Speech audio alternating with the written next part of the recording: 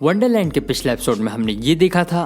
कि शुआना डेमिगॉड बनने के पहले टेस्ट को पार करने में पूरी तरह से लग गई थी। वहीं दूसरी तरफ 9 हेवनली मिस्टिक के भेजे हुए लोगों को इन सारी बातों के बारे में पता चल गया था। अब उसके आगे तो इस एपिसोड की शुरुआत में हम उन्हीं 9 हेवनली मिस्टिक के भेजे हुए लोगों को देखते हैं जो कि शुआन यू माउंटेन पे चल रहे उस कल्टीवेशन के प्रोसेस को बर्बाद करने के लिए वहाँ पे आए होते हैं। और वहाँ पे आने के बाद 9 हेवनली मिस्टिक की भेजी हुई वो एल्डर जिनका नाम बाउंडलेस फेरी होता है, वो डेमन जनरल से कहती हैं कि डेमन जनरल, ये हमारे बचे हुए उन दुश्मनों में से एक हैं जिन्हें हमें खत्म करना है, इसलिए मैं ये चाहूँगी कि आप इन्हें मार दें। और बाउंडलेस फेरी की इस बात को सुन के डेमन जनरल बिना किसी देरी के उन सभी लोगों के ऊपर हमला करने लगते हैं। वहीं दूसरी तरफ उन सभी लोगों को ऐसा करता हुआ देख के शुआन यू माउंटेन के एल्डर अपनी ताकतों का इस्तेमाल करके उन लोग के हमलों को रोकने लगते हैं, जिसके बाद वहाँ पे एक बहुत बड़ा धमाका हो जाता है,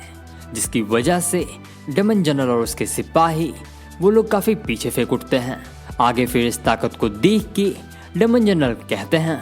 तुम काफी ताकतवर हो, वैसे तुम हो कौन? और उस डेमन जनरल की इस बात को सुन के वो एल्डर उसे बताते हुए कहते हैं कि मेरा नाम है दीजिए।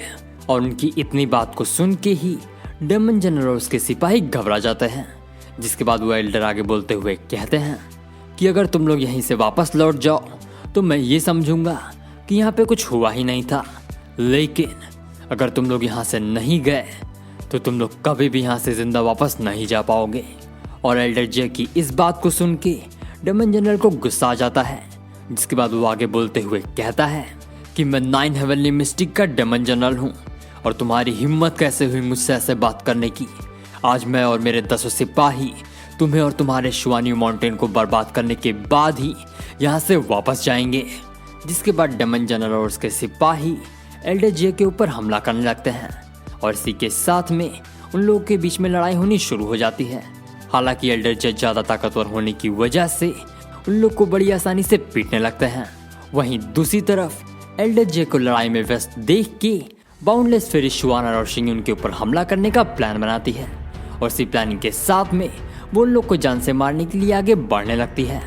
जिसके बाद वो अपनी ताकतों का इस्तेमाल करके एक जादुई फॉर्मेशन बनाती है और उसे ऐसा करता हुआ देख के ग्रेट एल्डर की बीवी उसे रोकने का फैसला करती हैं और इसी फैसले के साथ में वो उसे रोकने के लिए आगे बढ़ने लगती हैं। जिसके बाद वो अपनी ताकतों का इस्तेमाल करके बाउंडलेस फेरी के किए गए उन हमलों को रोकने लगती हैं, लेकिन कम ताकत होने की वजह से वो ऐसा कर पाने में नाकामयाब हो जाती हैं। साथ ही साथ उन्हें बहुत सारी चोटें भी आ जाती हैं। आगे फिर हम ग्रेट एल्डर को देखते हैं जो कि अपनी बीवी को घायल होता हुआ देख के उन्हें बचाने के लिए वहाँ पे जाते हैं और उन्हें बचाने के बाद में वो बाउंडलेस फेरी पे हमला करने के लिए तेजी से आगे बढ़ने लगते हैं। जिसके बाद वो अपनी तलवार का इस्तेमाल करके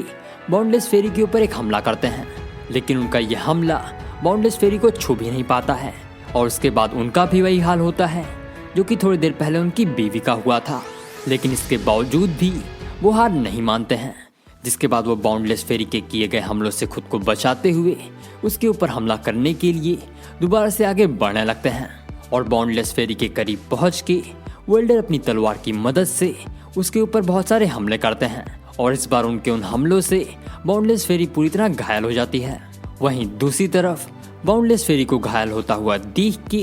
हेवनली डेमन आर्मी का एक सोल्जर हंसते हुए कहता है कि तुम एक मच्छर को नहीं मार पा रही हो, क्या तुम सच में बाउंडलेस फेरी कहलाने के लायक हो?